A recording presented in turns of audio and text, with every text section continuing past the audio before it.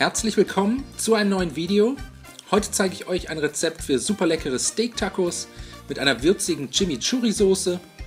Dafür als erstes einfach alle Zutaten für die Soße in ein hohes Gefäß geben. Hier eine Handvoll frische Petersilie und Koriander, eine Schalotte, 1 bis 2 Knoblauchzehen, einen Teelöffel Oregano und einen halben Teelöffel Chiliflocken. Außerdem 100 ml Olivenöl, den Saft einer großen Limette und einen guten Schuss Rotweinessig dazugeben und zum Schluss mit einer guten Prise Salz, Zucker und Pfeffer würzen. Das Ganze anschließend mit einem Pürierstab oder einem Standmixer für ca. 1 bis 2 Minuten durchmixen, bis daraus eine glatte und cremige Kräutersoße entstanden ist. Die Soße danach bis zum Anrichten zur Seite stellen und weiter geht's mit den Mais-Tortillas. Dafür 200 Gramm Maismehl, 100 Gramm Weizenmehl, einen guten Schuss Olivenöl, 150 Milliliter Wasser und einen halben Teelöffel Salz in eine Rührschüssel geben. Alles zunächst mit einem Löffel zu einem eher krümeligen Teig verrühren. Dann mit den Händen weitermachen und für weitere 4 bis 5 Minuten zu einem glatten Teig verkneten, der in der Konsistenz ein bisschen an Knete erinnert.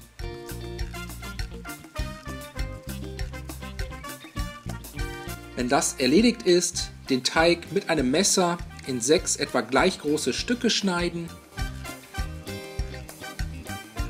und danach alle Teigstücke zwischen den Handflächen zu kleinen Kugeln formen.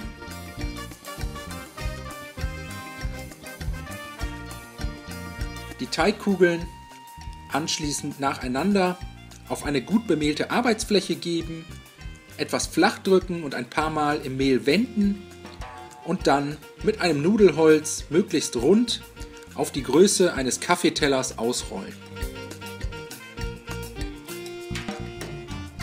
Damit alle Tortillas später gleichmäßig aussehen, mit Hilfe eines kleinen Tellers und einem Messer den überschüssigen Teig am Rand entfernen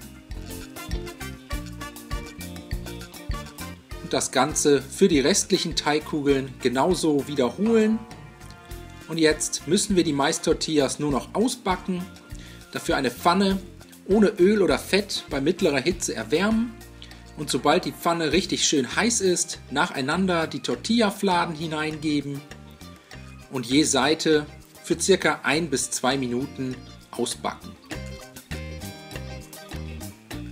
Die fertigen Tortillas zum Schluss auf einem Teller übereinander stapeln und damit sie elastisch bleiben, mit einem feuchten Küchentuch abdecken und bis zum Anrichten zur Seite stellen. Weiter geht's mit den restlichen Zutaten. Dafür 2 bis 3 Frühlingszwiebeln in Röllchen schneiden, außerdem 2 bis 3 Tomaten fein würfeln und zum Schluss das Rindfleisch, ich habe hier Hüftsteaks verwendet, in Würfel oder Streifen schneiden. Danach eine große Pfanne mit einem guten Schuss Öl erhitzen, das Rindfleisch portionsweise in die Pfanne geben, gleichmäßig darin verteilen, dann schon mal mit etwas Salz und Pfeffer würzen und dann bei mittlerer bis hoher Hitze ein paar Minuten rundherum braun und knusprig anbraten.